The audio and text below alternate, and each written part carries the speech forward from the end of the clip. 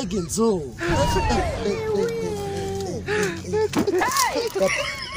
Ukubona umuntu ngahagaze yararangiye. Mama.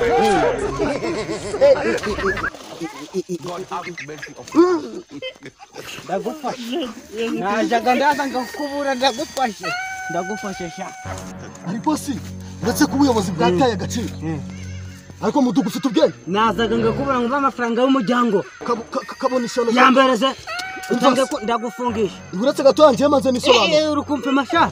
Umvase. Uretse gatoya ngiye manze nisobanura. Mani ibibazo bibaho. Nose iki kizwanga gatsinze. Iki kizongera. Wewe iki kibuto wakigwa wakibamo. Ninja uri gutuka ngo ndabwanga ngira sha. Ahubwo se ufite ubu.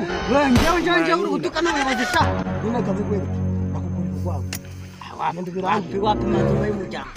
Manzi y'umuryango. Basi mudugu. Mudugu kubikana nuko wizuranyishe nako kikizonga gatsinze. Kuba manzi